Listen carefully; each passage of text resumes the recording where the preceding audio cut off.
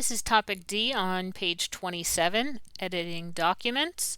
You have your workspace neatly arranged with multiple documents and you're ready to get into the work of editing those documents. Copying, moving, revising, and deleting text.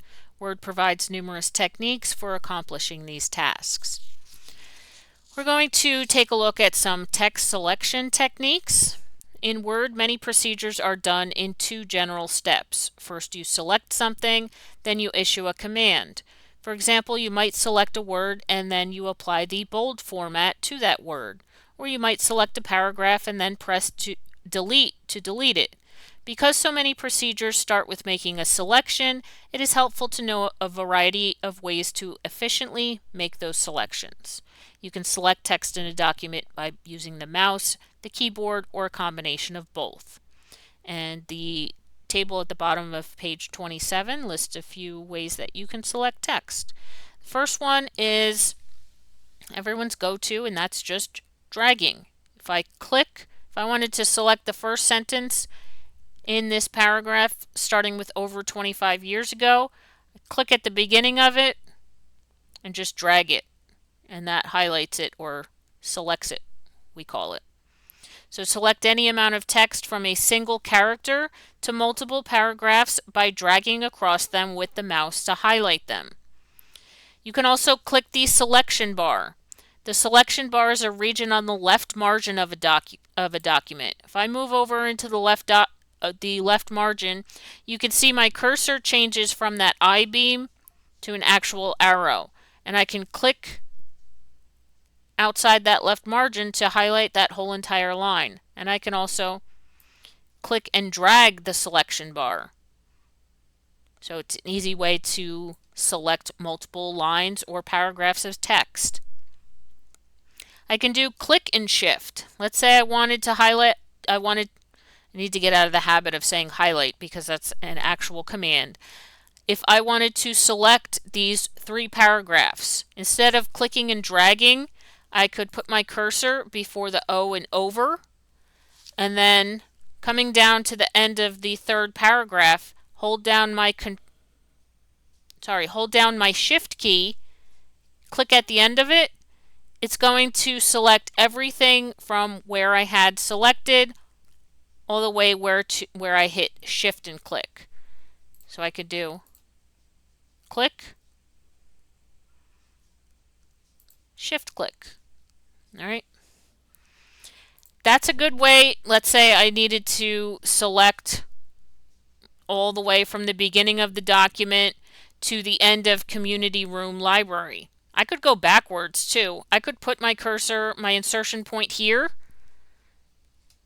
scroll up, and do shift click to the beginning, and it's going to select everything in between those 2 clicks.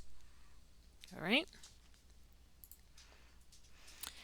To select an entire word, let's say I wanted to select welcoming, double click in the word. If I wanted to select the entire sentence that contains a word, so I wanted this whole sentence that has welcoming in it, I can do control, hold down control, and double click.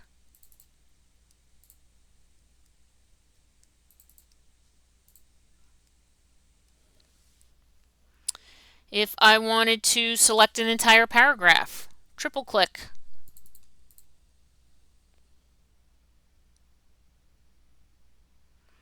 If I wanted to select this first paragraph and this 3rd paragraph, but not the 2nd paragraph in between, select the first paragraph in any way that you want.